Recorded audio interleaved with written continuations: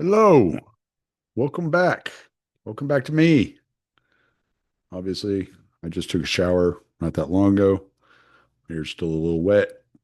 It's a hot day outside today. Got some mowing done. Had to freaking work on my mower. All the all the bullshit you got to do after going on vacation, coming back.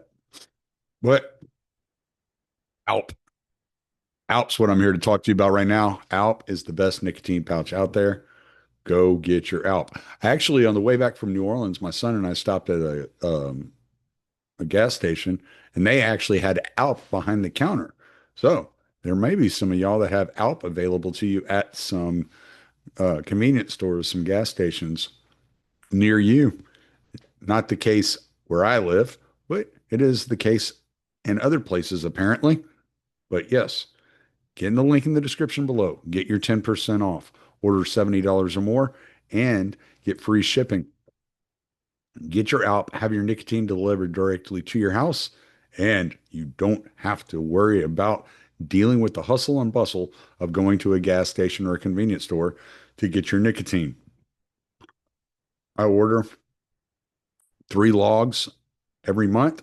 That's right around $71 a month. Get my free shipping. And I got my Alp coming directly to me. I don't ever have to worry about running out. Usually gets here. I usually have a couple of cans left over. So go get your Alp. They have 3 milligrams, 6 milligrams, or 9 milligrams. I do the 9 milligrams. But if you need less nicotine, then you can order less nicotine. Get the link in the description below, get your 10% off, and go get your Alp, brother. That's Alp. It's the best nicotine pouch out there. Better than any of the other ones. I've tried several of them. I love Alp. So, link in the description below. Get your Alp. All right. Look who's back. My boy Kyle, Y- obviously. With the, Tommy, I wanted to make sure I got this out really early on. I wanted to ask you what we're going to talk about so that way we didn't talk about music, but the whole universe conspired against us I and forced know. us right into this Yes, topic. yes, yes. So we'll definitely, yeah, we're definitely going to touch on that, and we'll talk about New Yeah. Orleans, and yeah, because I think some good things will come out of that conversation. Yeah. My son being 21, getting to go to the fights with me. You're about to be a new father, so I think that'd be a cool conversation for you to have, like what Mhm. you got to look forward to, like moving For sure. forward. Yeah, my voice still feels kind of like raspy and all beat up, but I could I'll tell. yeah. Okay. Yeah. So it was fucking loud in that goddamn place. But well, yeah, we'll get to that. I know you're not a big fight fan, but yeah, definitely. Like two legends are gone, man. Two legends are gone. Dustin Poirier retires and Ozzy Mm, dies. It's like, oh shit, dude. So yeah, yeah, we got to definitely yeah. talk. We'll definitely talk about Ozzy though. Let's dig into that because Ozzy meant a lot to music.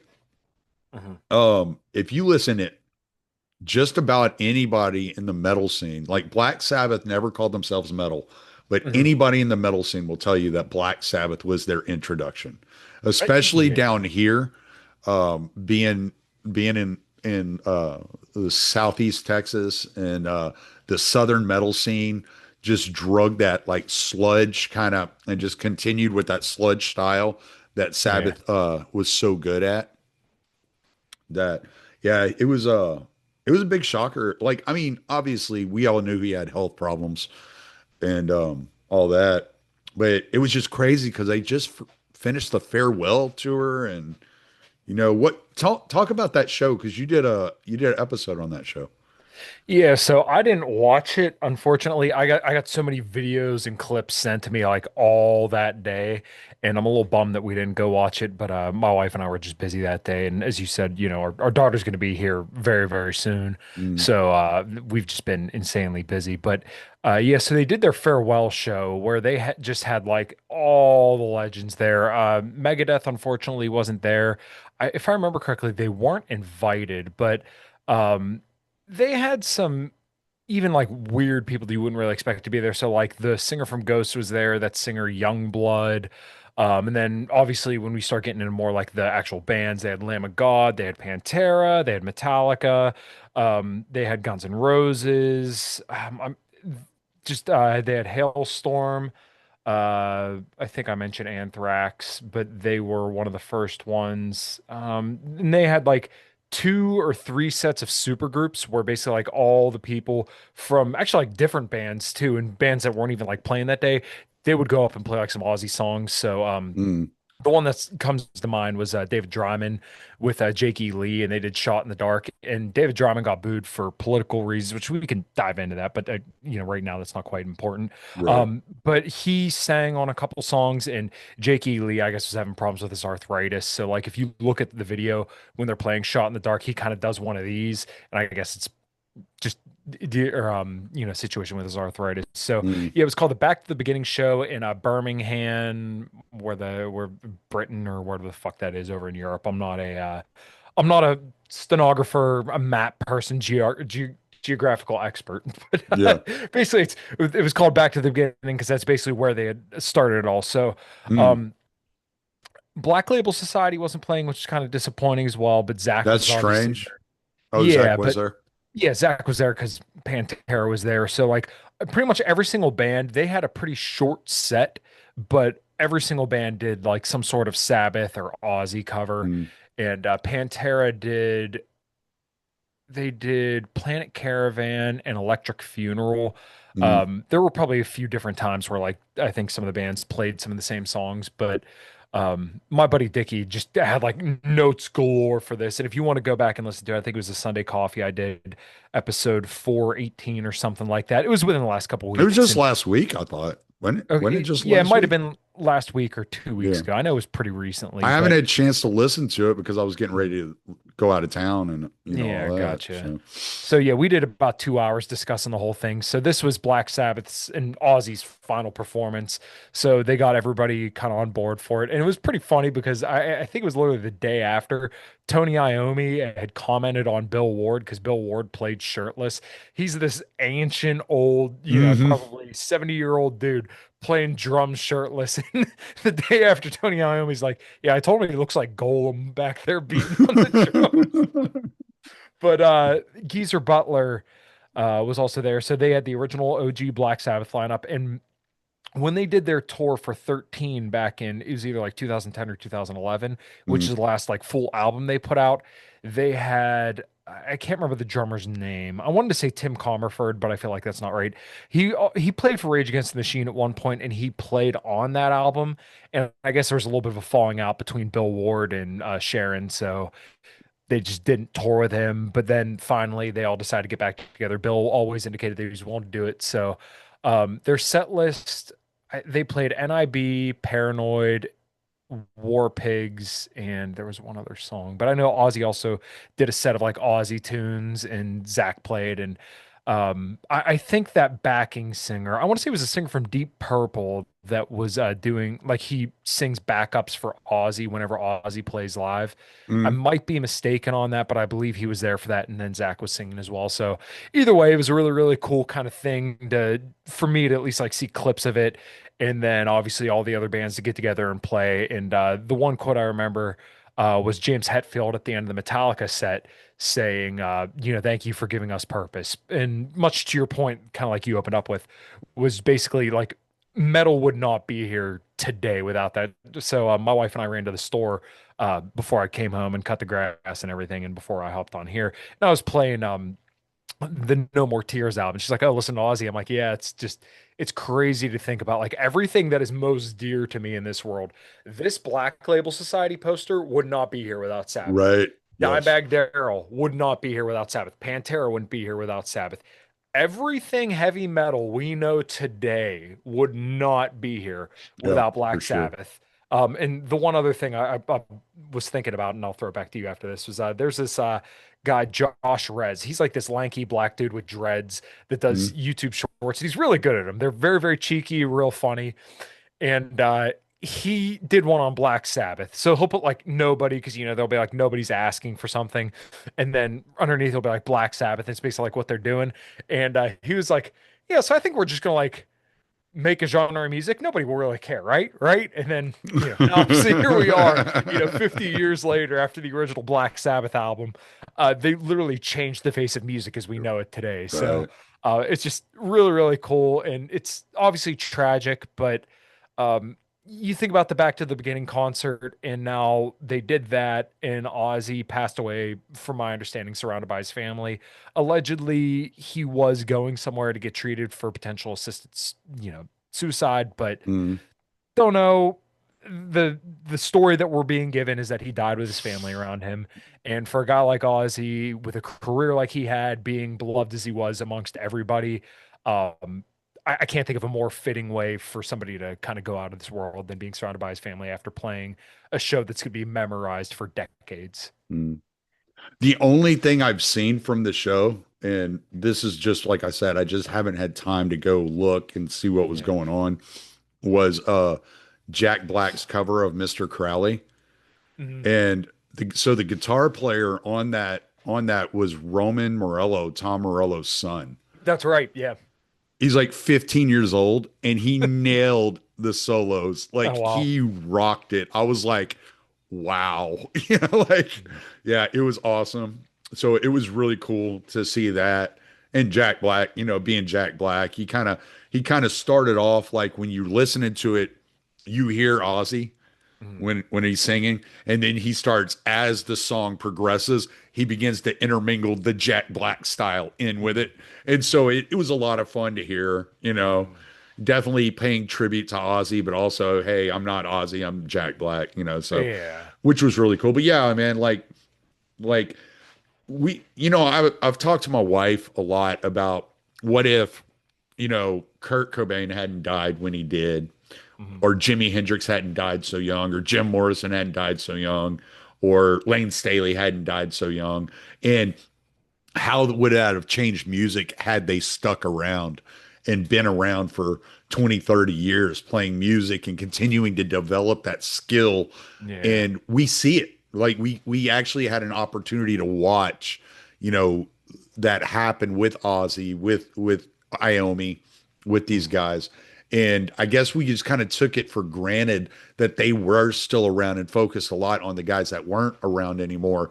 But at the same time, like you said, it changed music forever. Mhm. If you go back and take Sabbath or Ozzy's solo career out of music history, music today does not sound like it does today. No, no, and he definitely touched all sorts of artists. So, like, even to bring it a little bit more current day, his last album, Patient Number Nine, I think it's called, he had Post Malone on it. And like we could debate whether Post Malone's like a worthy artist to be seen with Ozzy. Okay, sure. Yeah, he's gay. I think he looks ridiculous. I'm not a fan of his music, but like it's something incredible to think Is about Ozzy. I'm not sure who that is. Is that dude in the Bud Light commercial with Shane Gillis? I'm not sure. He has like tattoos all, he looks He's ridiculous. kind of a Uh, heavy set guy. no, you're thinking of oh God, who the fuck is that fat motherfucker? Jelly Roll. Jelly Roll. Yeah, you're thinking of Oh, Jelly okay, Roll. okay, okay, Yeah. okay. Post Malone's like a rap guy. He's doing like more country stuff now. But it's kind of crazy to think about somebody as prolific amongst younger people today as Post Malone Mm, doing a song with somebody that's been prolific for literally a half a century. yeah. Someone like Ozzy, where like back in 1970, you could hear harmonica and guitar in a song called The Wizard. Like, Mm, and then in 2022, there's him and Post Malone together. Like, only with the internet could you actually have something like that come together, like just two people from a completely separate era. And it's really cool. I probably heard the song like once or twice, but it's just kind of neat to think about. And then, like you said, just music would not be the same at all today because you wouldn't have, like I said, a band like Pantera who really changed the face of metal. And then even like a lot of rock bands, like, a whole ton of people, all the hair metal would be different because all those bands were obviously inspired by Sabbath, Motley Crue probably being one of the bigger ones.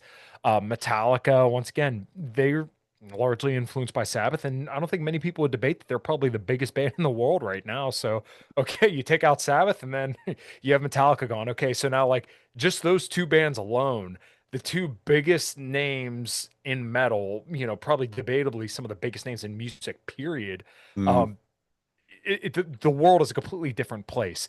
But also to your other point, um, you got to see Ozzy evolve throughout his career because you had the first 20 years of Sabbath, and then in the late 80s, early 90s, where he did his solo career and that really blew up. And, sometimes artists go and do a different band and it's still good, but it never quite gets as like high profile as someone like Ozzy. Like I think hmm about Rob Halford and Fight.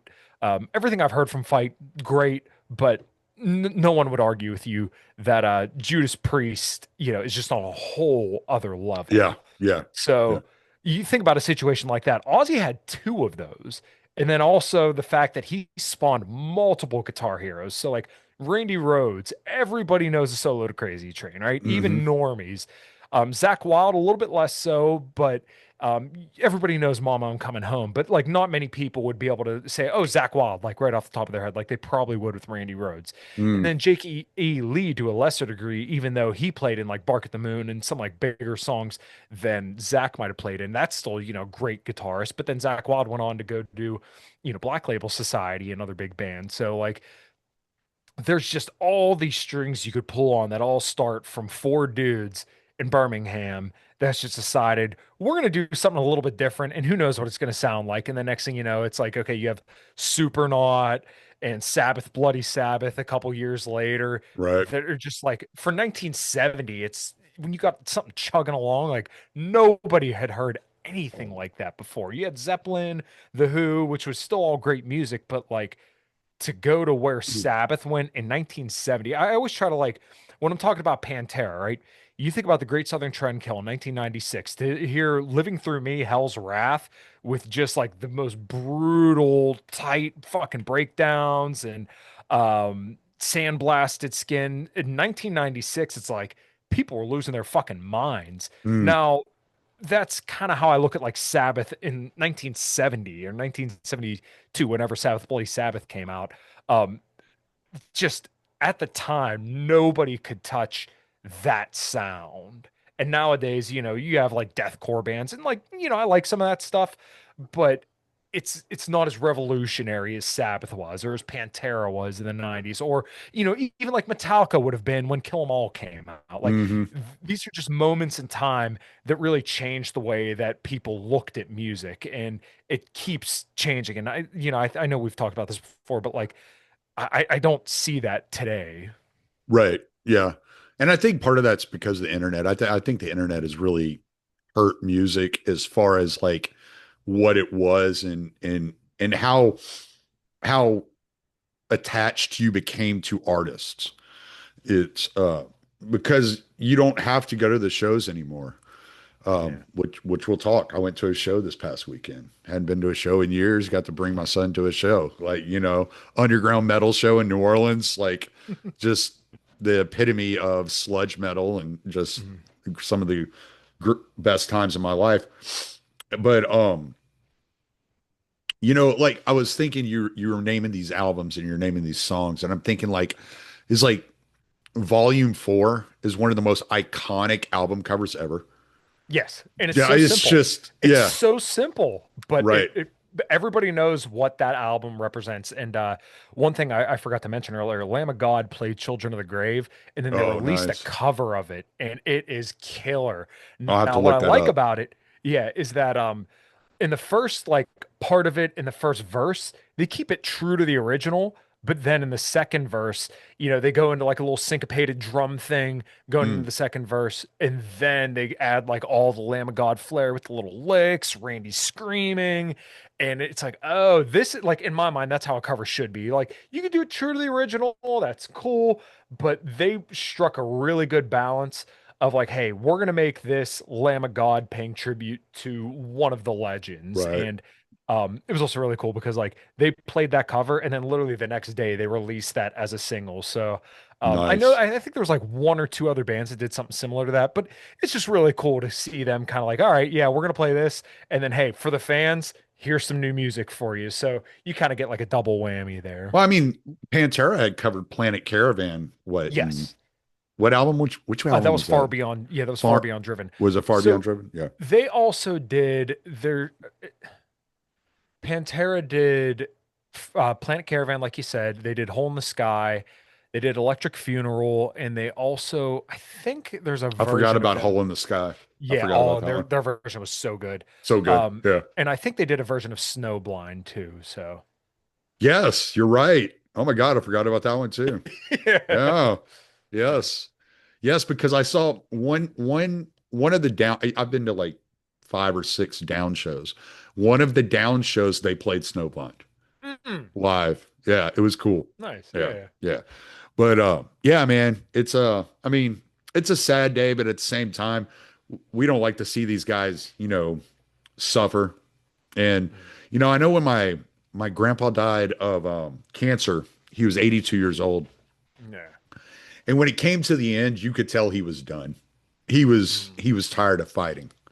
yeah. And if Ozzy were in a position where he was starting to look at assisted suicide as a way out, he was done, man. He was tired of Mm, fighting. It was getting to be too much. I mean, he had Parkinson's and he had health problems. mm. And so Yeah. it's kind of one of those things where it's like we can grieve as music fans and recognize what Ozzy brought to music and how much of an influence he was to all of us, and at the same time be like okay with him being gone because it sounds to me like he was ready to be gone, you know? Yeah. And it's not easy to necessarily accept that, especially as music fans, or even like when you're thinking about personal family and friends. But like you said with your grandfather, it's like when somebody's done, it is selfish of us to like wish them to be here longer for our own selfish needs. When it's like, Ozzy was 76, he was clearly in declining state. The man served his time. He gave us all probably many, many memories, hours and hours of music, and hours of memories with people that we care about, um, to remember him by. And I think Right. that's how a lot of these people like to be remembered. I always look up this article every single time somebody, tells me that somebody that meant something to them had passed away. And it was an article where Corey Taylor was talking about how he dealt with the passing of Paul Gray, who was the bass player from Slipknot. Right. And he called up Vinnie Paul, so drummer Pantera, and asked him about like how he dealt with Dimebag. And I'll paraphrase this to the best of my ability, but he basically Vinnie had told Corey that like you're living for two now. You're smiling for two. You're winning for two. You're losing for two. Everywhere you go, that person is still with you. And Hmm. every single time, I don't know how to comfort people when they're dealing with loss, right? Because I don't know how I would like to be comforted when Right. I lose somebody. It's tragic, Right. but that is the first thing that comes to mind for me every single time. So, and obviously, we're not like Ozzy's best friend or anything like that, but every time you hear Black Sabbath, you turn it up a little bit, right? Hmm. Every time, you hear Mama coming home, you smile a little bit and think he did his time and he lived a life probably fulfilled, right? He A had a War family. Yeah. Pigs is probably the greatest anti-war song there's ever been written. You Yes. know, I mean, No Credence, debate. my son and I got in a conversation about, the Vietnam protest songs and talking about Yeah. Credence Clearwater Revival and stuff like that over the weekend. But yeah, War Pigs by far has to be one of the greatest ever written, Yeah. you Yeah. know? And everybody knows that song too. So as soon as you hear the lyrics, like, oh, yeah, this is War Pigs. Yep. As soon as you hear the first riff, bow, and then you hear the bass line, dun dun dun. Yeah. Yeah. So I think I want to say it was probably the second time I saw Chimera. I remember I they wonder if, had War Pigs. did Claypool play? Did Les Claypool go and play? Because, Primus did a cover of NIB years ago. Yes. Yes, yes, Yeah. they did. No, I don't think they were there though. Oh. Nuno Betancourt was there. Extreme wasn't with him. My buddy Dickie that was on the show when we were talking about this, he also brought up Lita Ford, and I didn't think about that until he mentioned it. Yeah. And it's kind of like, oh yeah, well, it would have been cool to see them do like Close My Eyes Forever, but Yeah. he also brought up that hey, Lita Ford and Tony Iommi used to be married at one point, so there be bad blood maybe, but Could be uncomfortable. Yeah. yeah, exactly. So Megadeth wasn't there, Motley Crue wasn't there because I know that Sharon absolutely hated them as well. Um, David Ellefson was there, but I'm guessing that's because he doesn't have a serious band, kind of like everybody else. Like I know he He plays with he somebody, but toured yeah, he toured with Ozzy at one point, didn't he? I I'm not thought sure off when the he top of my was head. I thought when he was in between, like, because he left Megadeth and then went back to Megadeth, and Yeah. I think one of the times he left Megadeth he was actually toured with Ozzy. Hmm. I want to say like that's a fact. I could be misremembering Okay. because I'm bad about that shit, but I could just be making shit up. But yeah, I want to say I kind of remember a story about that. Okay. Yeah, it's. I feel like that's right. I don't know for sure, but that sounds right to me. Um, I'm trying to remember some of like the other people that were there. Guns N' Roses, they busted out. I want to find this because they did a very like odd Black Sabbath tune that it was a little bit of a deep cut. Guns N' Roses set Uh, list. Knowing Axel, Zach. they probably played like Johnny Blade, one of Dio's songs, Oh my you know? God, you know what's hilarious? I actually okay. No, I thought they I think somebody did play that song though. I might be wrong. Guns N' Roses Back to the Beginning set was It's All Right, Never Say Die, Junior's Eyes, and Sabbath Never Say Bloody Die is Sabbath. such a good song. Oh yeah. In Junior's Eyes, Junior's Eye is I a beautiful song. yes, so Zach Wild with Black Label Society on their album Order of the Black, they did a cover That's of Junior's right. Eyes. That's right. He covered Yes, it. Isn't it acoustic? he did it. He did like piano. It's so Yes. epic. It's so Yes. fucking good. Yes. So yeah, it's My pretty cool mom, because my like mom loves that song. yeah, so Hi, nobody would mom. think We're of thinking about you. My yeah. mom is my mom has the biggest crush on Zach Wild. Yeah, I remember you Like, saying like that. she So thinks like Zach Wild for her is what Sam Elliott was for her in the 90s. hold on. Johnny, I think somebody did play Johnny Blade. Okay, Metallica. Metallica played Johnny Blade Really, it's a great at back song. at the beginning. I Yeah, mean, for sure. they also opened Metallica opened with Hole in the Sky as well. Yeah, Johnny Blade is a pretty obscure song, but it's a great song. Actually that album, my dad introduced me to that album because I'd Mm. never heard those songs off of that album. And that's one of the last albums they did with Ozzy at the first era of Sabbath. And that album is probably one of the more progressive albums with time signature changes and stuff like that. Yeah. It's actually a really, really underrated album. It's a great Was album. it Technical Ecstasy, I think, right? I don't remember what the name of it. It's got the race car driver on the front of it, or Johnny the air, Blade. or Never say, oh yeah, Never Say Die. Okay, yeah, it that's might have the maybe the pilot. It's like a yeah, pilot Never on the Say front. Die. Yeah, It yeah. has the two pilots on the front of it. Yes, yes, yes, yes, yes, yes. Yeah, okay. So I thought it was either that one or yeah, like I said, Technical Ecstasy. Yeah, I think also fucking this also had Junior's Eyes. What the hell else was on here? I know there were a lot of good tunes on this one. Motherfucker coming out singing "Heaven or Hell," like they totally got confused on Yeah. which vocalist they're paying tribute to. Yeah, the Dio albums were pretty good though. I people Oh can yeah, knock them no, all they want, but they were yeah. good. They were good. Like Dio Yeah. was a straight. He was a king. I Yeah. actually went to a bar called Holy Diver over the weekend. Oh, okay. All right. Well, Yeah, yeah, you know what? little dive bar. Yeah. Well, you mentioned you wanted to kind of talk about your trip down there. So yeah, why don't you go ahead, man? Let's hear it. Yeah, so like I wake up I wake up on Wednesday and I go, "Holy shit. I'm old enough to take my son to New Orleans." So there's that, there's that whole thing. And I've been a fan, I've been a UFC fan for since UFC 2. I think a first event I ever saw was UFC 2 in 1994. Yeah. And I was 13, 14 years old when I first started watching UFC. So it meant a lot going to the event. Mhm. Is one of my favorite fighters is retiring, and it's in New Orleans, right? His home. He's from Lafayette, so Mhm. it's just a couple hours from his hometown. I'm from Lake Charles originally, so I I've been to New Orleans quite a few times over my life, just being from Louisiana and having roots down there. Yeah. And you know, my great grandma always went down there. So now I'm getting to like, not only am I getting to experience like my favorite sport with my 21-year-old son, Mm, I'm getting to bring him down to New Orleans to eat the food and meet the people and have the drinks and experience the nightlife that I always loved, that I always thought was yeah. like the greatest thing in the world.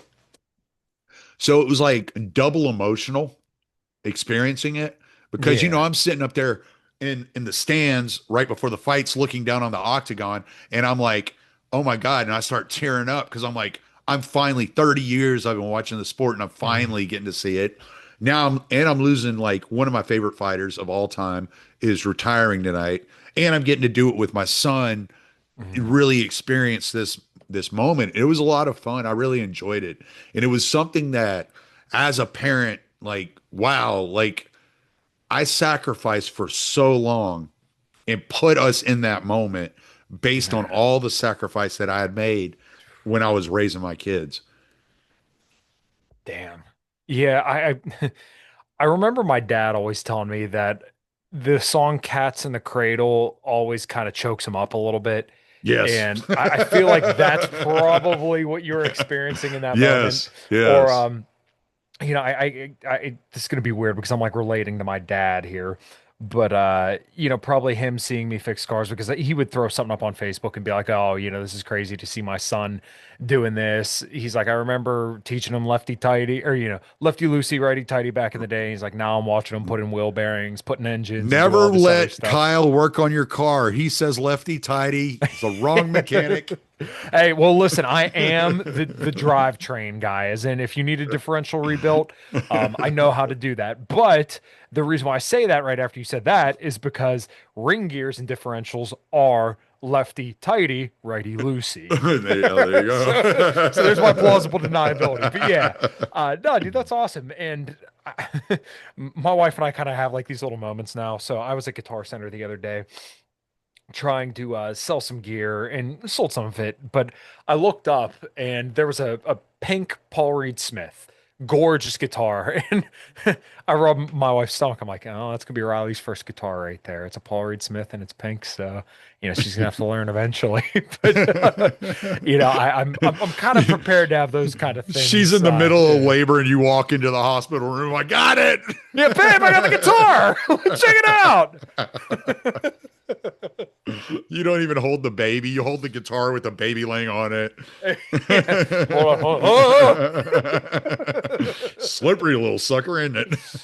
Yeah, but dude, that's so cool. I know you've always talked about UFC, and when you were saying like when you first got into it back in, I knew it was either like 93 or 94. Um, you were already into it as a passion project, if you will, for about 10 years before you had your first kid. So, I mean, Oh, I that raised them watching it. yeah, exactly. So I Yeah. mean, we all have those things that like my daughter's probably going to grow up. We were watching this this little like presentation thing where they just kind of teach you about the proper bathing of a baby and stuff like that. Right, And like right.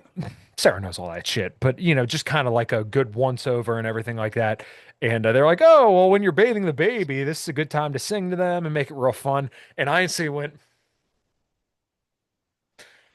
I'm gonna be sitting there bathing my kid, just screaming at it, and she's gonna be smiling and laughing. There's like a death metal playing in the tub and stuff. So, Yeah. yeah, I mean, Yeah. I like see that kind of stuff, or watching like the Dime Vision or the Pantera Home videos with Right. my daughter Yes. walking around with a toy Roman candle, acting like she's shooting it around the house. And if she hears this in like 20 years, don't actually do that. But yeah. Well, and that's what's so funny is because like I have never been like a country fan, but my son, that's what he listens to is country Mm, music. So we get to the hotel the first night and we go to the bar there in the hotel and the little bartender, she's like talking to us about like different stuff to do around New Orleans. And I'm like, "Yeah, I know about that. I know about that. I don't want to do that." I was like, "What are some good dive bars around here?" So mm, she gives me like a list of three of them. Holy Diver's one of them. I was like, "You ever been to a dive bar?" He was like, "No." I was like, "You want to go?" yeah. He's like, "Sure." So we're off the beaten path. We pass Bourbon Street. We get away from all the tourist areas. We're down Yeah. in like the ghetto. Get to this little freaking bar on the side of the road and go in there. And we're like, we get there at like 7:45 and they don't open till 8, which is Mm. abnormal in New Orleans. Yeah. Most of the bars are open pretty much all day. And so we get down there and we're like, and I'm like, all right, well, we'll wait. We'll let them open up and we'll go in there and hang out. Mm. And he's like, all right, cool. So we're sitting outside, we're just chilling.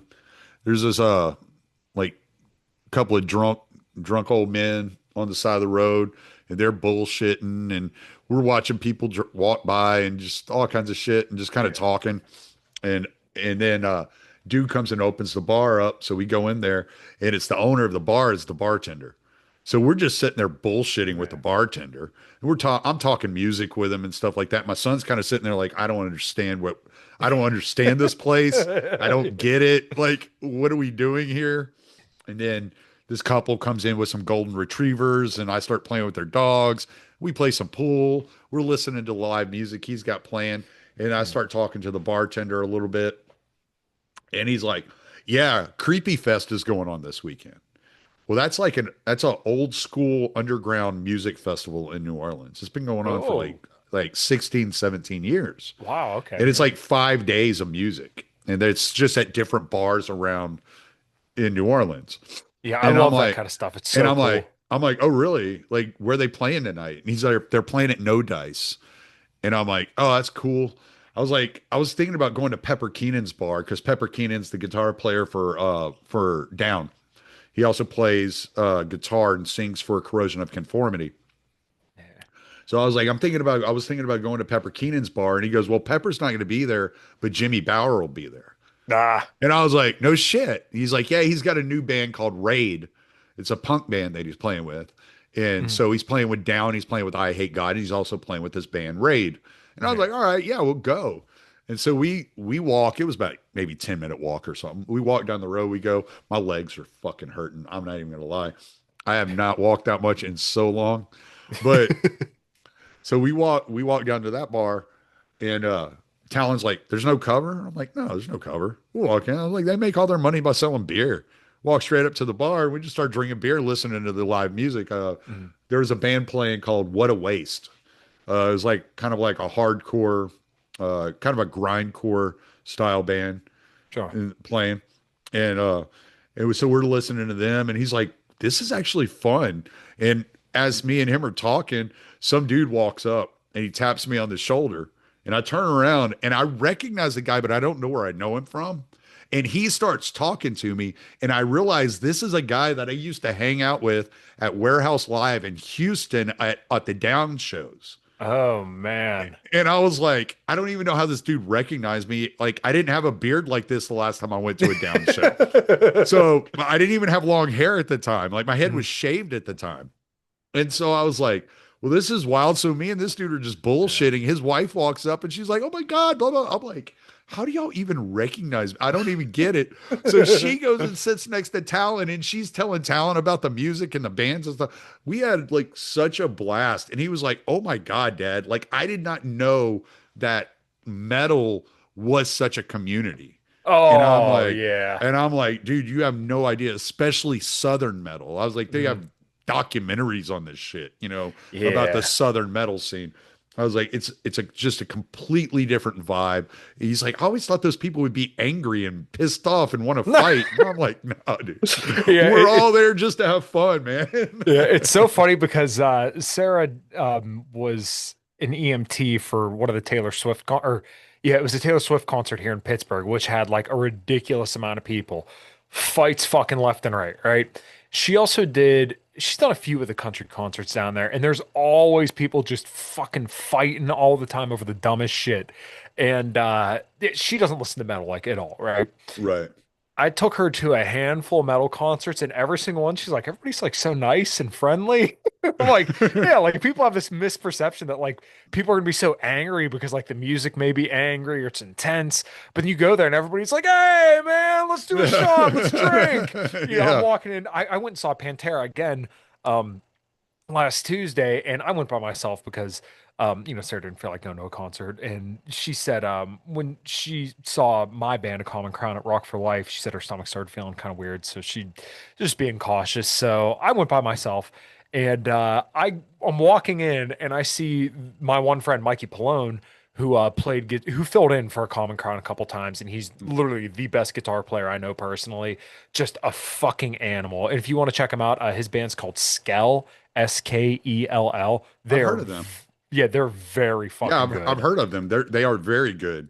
Yeah, Yeah. so he filled in for us for a couple times. I started walking with him. It was the first time I met his brother, and he had his one friend too. So I bullshit with them, and I look over to the right, and I see a whole group of people over there. And surely enough, it's most of the members of the one band I used to play in, the stoner like death metal band that I played in. I'm Hmm. like, oh well, Mike, it was good to see you, man, but I'm gonna go hang out with these guys. So I hung out with them for most of the night, and of course, my singer and bass player came to the show as well. Hung out with them for a little bit, and yeah, it was just a really, really good time. I saw one of my coworker or old coworkers there, who this girl came over and watched my dogs a few times, and yeah, man, it was a really, really good time. People, like I said, have this idea that all people who listen to metal are just like angry oafs, but Hmm. no, man. You know what? No. What do they always say? Start a circle pit. If someone falls down, you pick them up, and it Yep. happens every single time. It's probably like my fourth or fifth concert. It was All That Remains, Five Finger Death Punch, Hatebreed. Yeah, I think that was the entire bill. And Phil Labonte had stopped the show because somebody got knocked down and made sure that like they got out on a stretcher, and they had to cut a song out of their set to make sure this all went off without a hitch. So like, it's always just Mm. people love each other in the metal scene. Like there's very, very rarely people actually get into a fight. Like if people mosh, they run into each other. People are like, yeah, I get it. It may hurt when somebody like falls on top of you, but we're I all just mean, having a I've good I've time. been to shows where people were obnoxious and tried to Yeah. start fights. Like I almost got a fight at the Hard Rock at a Machine Head show. It Uh, was Machine Head, All That Remains, Death Clock. I don't know. There was Black another Dahlia band. Murder. Yes, that was Yeah. it. It was Yeah, at that tour. 2013, 2014. It was like December of Yeah, it would have been 2013, I sometime think. around then. Yeah. Yeah. Yeah. And I almost got in a fight at that show, but that was because like we're standing out. So the way the Hard Rock is in Houston is it's upstairs Mm.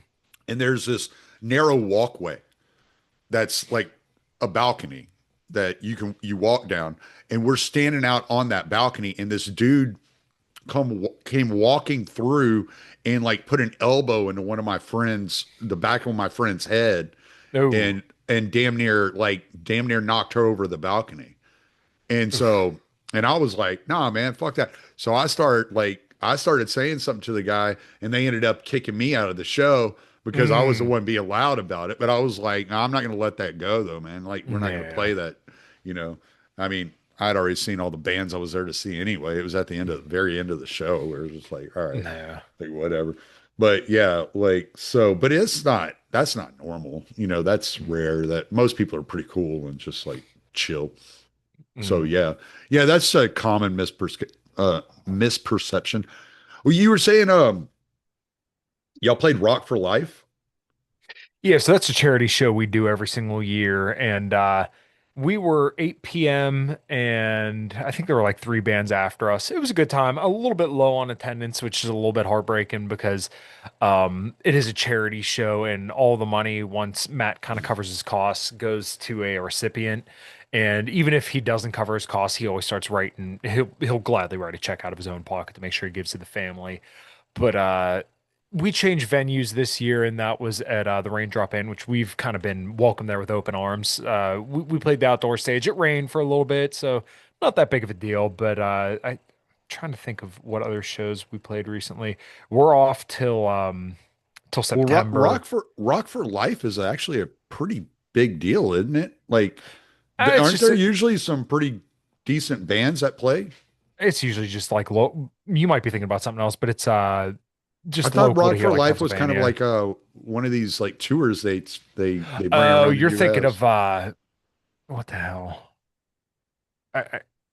No, it's just our local charity. Oh, okay, I'm trying to okay. think of what you might be thinking of, but think like Mayhem Festival or something like that. No, it's just Well, our no, local charity. this is a charity festival. I thought it was like Okay. a touring festival that like because I thought I remembered hearing a couple of years ago like Fear Factory was headlining Rock for Life or some shit like that a couple of years ago.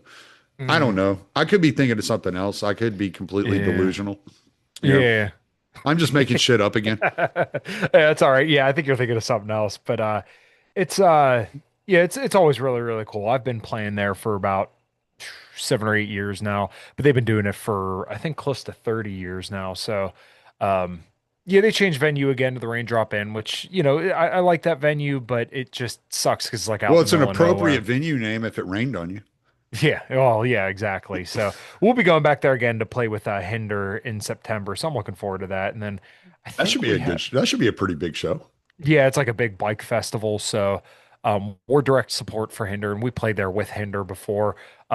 It was last year, right around this time too. We were the first band to ever play their outdoor stage. So I kind of hold that a little near and dear to my heart. So that's pretty cool. And we got like a show up in Erie. So we're um we're laying a little low. I'll have to show you once we're done recording, but a common we finished our guitar parts, so now we just gotta do bass and vocals for all the new tunes, and Mm, man, they sound fucking awesome. good. Good deal, Yeah. man. Yeah, I was telling people about your band when I was in New Orleans. I was like, Oh man, thank you. let's Yeah. get him some support down here in the Big Easy, man. Oh, dude, I would love nothing more than to go tour around down south. I You would got to love. you got to get in touch with some of these bands in New Orleans because they're always having like these underground festivals. It's like Yeah. it's common. It's like once a month there's something going on. Oh wow. And so you could always if you could get your band down here, y'all could find somewhere to play. Yeah, that's kind of we really wanted to get on like a national acts kind of bill and just kind of do like a little short run on the East Coast with them. But yeah, I would love to go down there.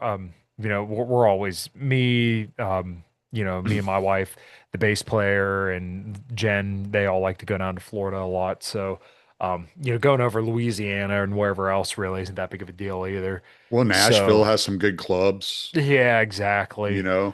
You could always just kind of make it like a little tour and just family Yeah. vacation on top of it and Right. have a good time. Yeah.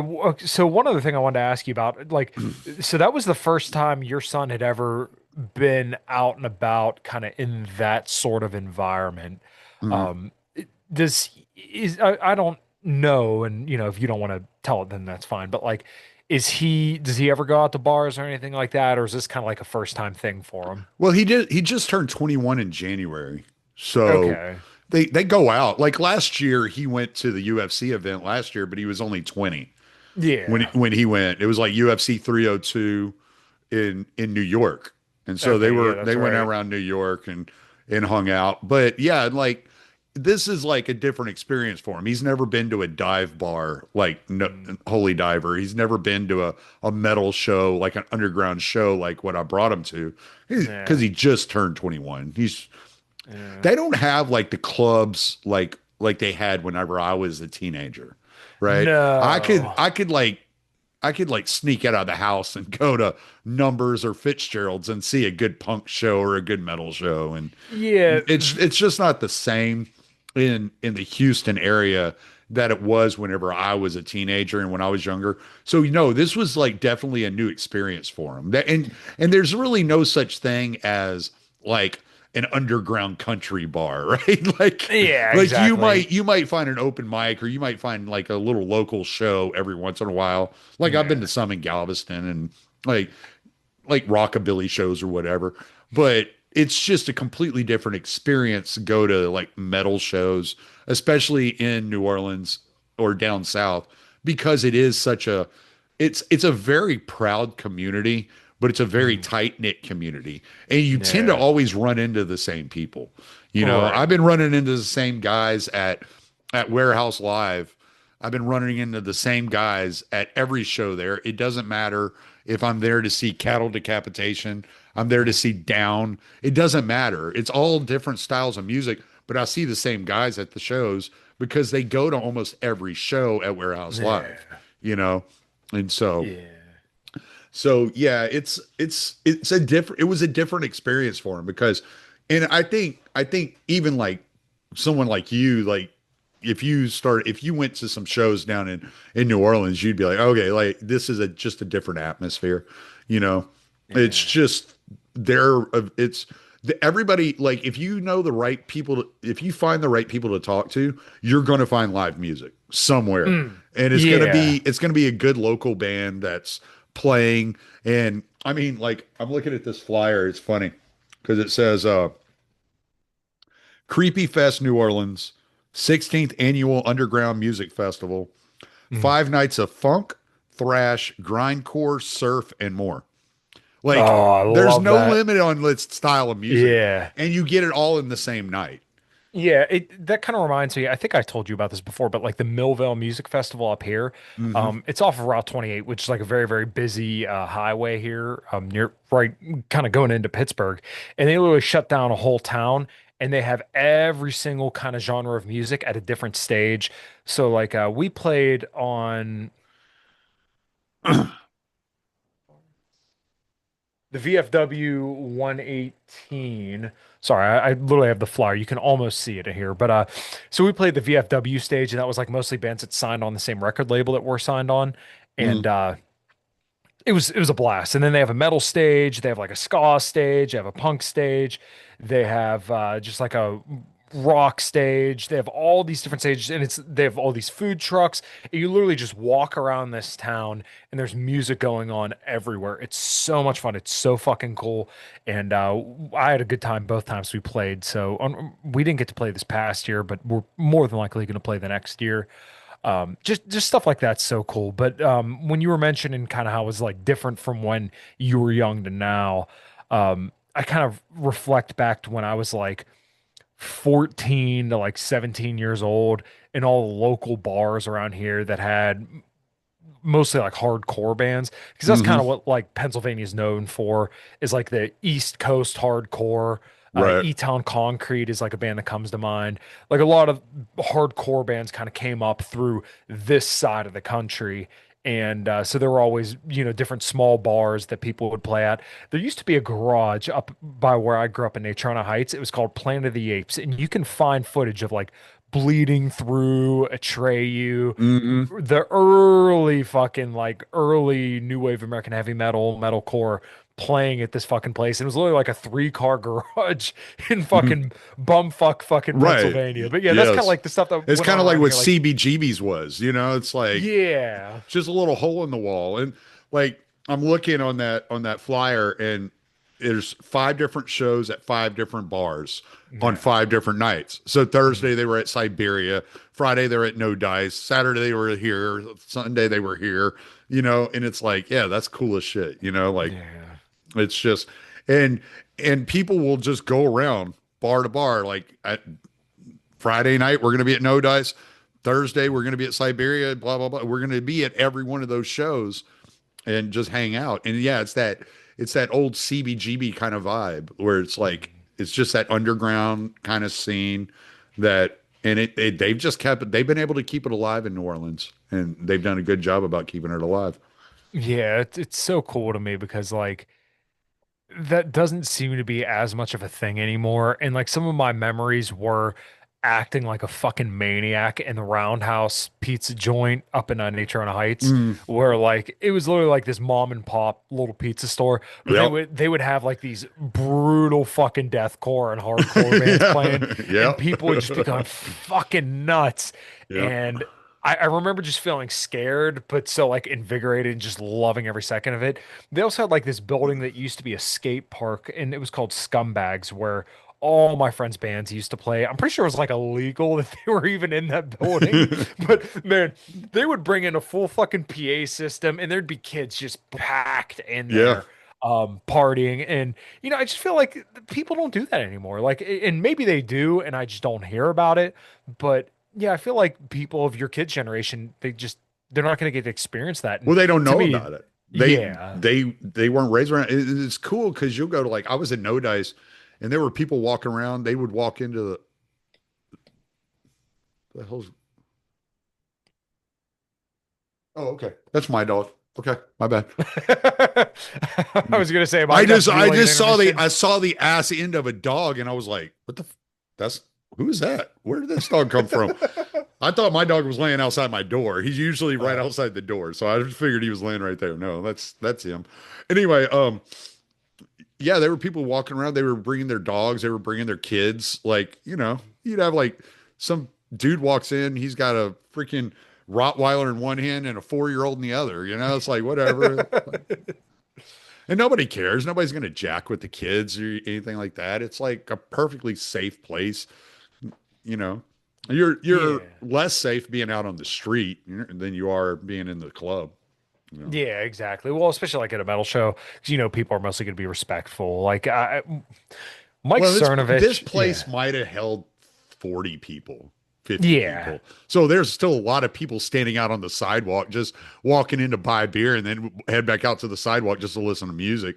Well, because New Orleans doesn't have like open container laws and shit like that. mm, So okay, so so if you go to a bar and you're like, yeah, I'm ready to leave, let me get a beer to go. And they'll just sell you a yeah, beer to take with you on the road. Like it's just a mm. different place, you know. I drank a lot. My stomach is swimming right now. Oh, geez, yeah, dude, that's the worst. I did that on Friday night. I'm starting to see, and I actually really like this. Around some of the towns that I live in, they're starting to do like these. The one is called Fridays on Fifth in New Ken, which is probably like 15, 20 minutes away from me.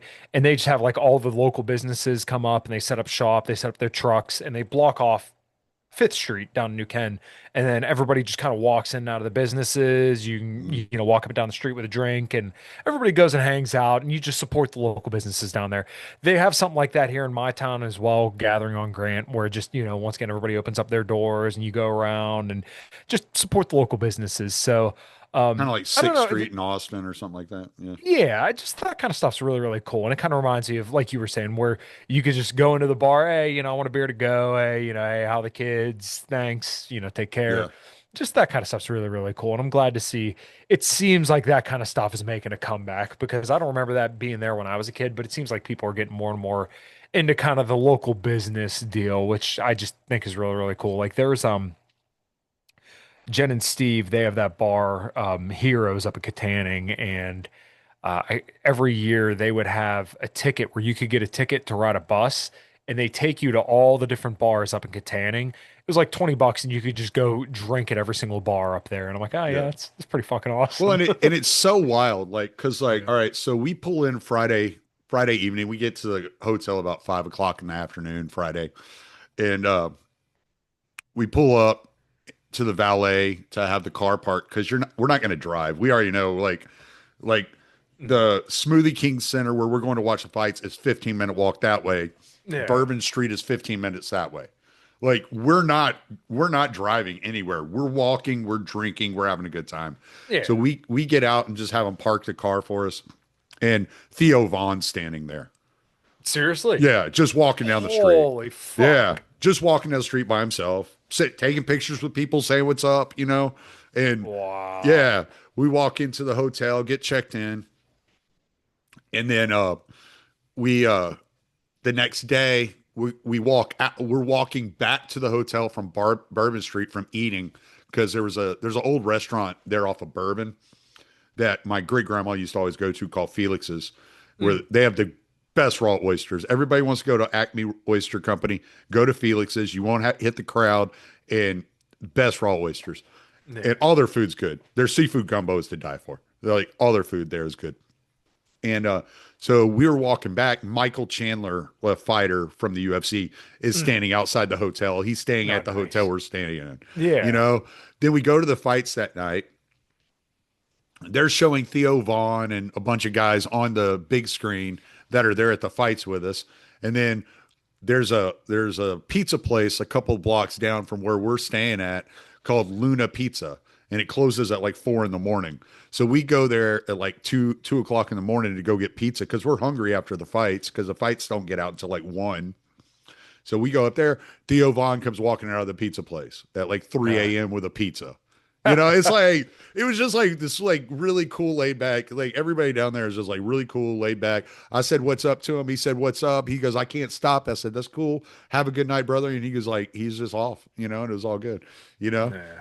And it's just like one of those like it's a busy city because there's people like constantly going, It's a going, going. tourist city, yeah. Right, but it's a laid back city. That's why they call it the Big Easy. Everything's just kind of chill. Everything's laid Mm. back, you know. It's Yeah. it's just real chill there, And you got, like I said, every month you got festivals. You got Jazz Fest. You got this fest. You got Mardi Gras. You got like Mm. whatever. Like you can go any given month and find something to fucking do. Yeah. Yeah. Well, maybe I'll have to keep an eye for like a female feature fest. We try not to center on the fact that we're a female fronted band, but man, I'll tell you what, goddamn, there is nobody, no female singer that I know of that fucking tops Jen. She's the fucking beast. Yeah. Live fucking nails it every single time. So I don't know, maybe yeah, we'll have to kind of keep an eye open for that kind of stuff because I think we need to get out and about because I think our Yeah, not I'm to not pat even myself saying on the back too much. you may not even make your money back, but it'd be worth the trip, worth the Yeah. experience, Mm. new people hear your stuff, Yeah. and Yeah. you know, I can I'll give you the information of the guy that runs that dive bar. He has live music there sometimes, Mm. and even if he doesn't, want to do something, or if maybe y'all can set up a couple of shows down there, where Yeah. you go to you go to a couple of different bars and play Yeah. over the weekend, you know, you're still gonna have time to go have some fun. I mean, what's your set, like 30, 45 minutes, something like that? Yeah, I mean, we played at it was the Hayes and Abate party, which was just awesome. Um, we played for 2 hours straight, but we filled in a bunch of covers. I threw it up on YouTube, but I took it down because it didn't seem like people really gave a shit. But we played Whole Lot of Rosie, Rock You Like a Hurricane. Nice. We played Ain't Like That by Alice in Chains. We played a whole bunch of Mm. covers, but it was yeah, I don't know, we could play for long. We typically like to do like a 30, 45 minute set because we can kind of just blast through it, high energy, leave it all on the stage, and then call it a set. I woke up Friday before leaving, Uh, and I told Beatrix and Talon that Lane Staley had become a genie. I had a dream the night before that every time I sang Sunshine, he appeared. Uh, uh, you didn't say it 3 times. Sunshine, sunshine, sunshine. No, no, I was singing the song and he just appeared Yeah. and started talking Eh, to me, and I was like, "This is cool." yeah. Did he speak in a Jarl too, or did he just regularly? Yeah. So, but so you got Hinder coming up. What other shows you got coming up Female Feature Fest up in Erie. I think we have one at the in Erie, there's Pennsylvania? yes. Wow, that's cool. That's a Yeah. bit out of the way. About 2 hours for us, so it's About not two that big of a hours. deal. Oh, okay. Yeah. And then there's also we have one at Preserving Hardcore, which is a it's actually an old church in New Ken. I can't remember who the fuck we're playing with or what the exact date is, but those are the only 3 shows that I can think of off the top of my head. And I promise by the end of the year, I will break everybody in my band's bones if we do not get these songs out this year. Well, I'm sure we will because we already scheduled our date for the bass tracks, and then all we gotta do is get Jen in there, send it out for mixing and mastering, and man, people are gonna fucking dig this stuff. I am very, very, very proud of everything that we wrote together. B, the other guitar player, is just he is the guy that I needed to play with, and I just couldn't be happier. And we've been playing these songs out. They feel good, they sound good, and I think people are really going to dig them. So obviously we're taking a little bit of time off right now because the my little girl's due here very, very soon, Couple of and weeks. yeah, yeah, and then Jen and Steve want to go take their boat out. So the rest of the summer we're off, but we'll be hitting it again hard, the towards the end of the year and definitely into next year. So be on the lookout for it. A Common Crown, man. I'm stoked. That's exciting, man. I'm happy Yeah. for you. I'm glad y'all are Thank you. doing well. You know, but yeah, I always try to tell people about your band. I'm like, I don't like them. No, I'm just playing. I wouldn't blame you if you told me that. No, I'm just Yeah. kidding. But yeah, no, I'm always trying to like turn people in that direction and Thank you. hear your stuff, man, because I know y'all are out there busting your ass, and you Thank you. ain't getting no damn younger. No, no, believe me, I don't feel any younger, but I feel good, but I don't feel young. You look like you've lost some weight. Uh, Trying. I'm maintaining right about where I'm at, but definitely getting stronger. I feel good, and it could also be the camera angle. I think last time we talked, I've been moving some of this desk around, Oh, okay. and now my camera is like way up here rather than like right in front of me. So Mm, it could be the okay. angle too. Okay. Maybe Mm. the camera took off 10 pounds, and if it did, keep doing what you're doing. All right, brother. We'll plug away. We'll get off of here. Thanks, man. Well, as always, it's great to talk to you, Tommy. I have a series of podcasts coming out that are yet to be recorded, and I'll probably have you on for one about fatherhood. It's going to be for members only until the week that my daughter's born. We know when that's going to be, but I'm not going to tell everybody. So you should go over to my YouTube channel and become a member for $2.99 a month to get early access to those as soon as they're done. Unedited, uncensored, no ads, all that good stuff. And of course, the In Liberty and Health podcast. Got Warwick Powell coming on. I don't know when exactly this is going to air, but he's coming on tomorrow, which is going to be July 23rd. I'm guessing you're going to pump this out like the day after. So go check that out. 5 till midnight, where we just kind of talk shit. And of course, my favorite project, A Common Crown. And you can find me everywhere, Komatovic, Matovcik. Tommy, always great to talk to you, dude.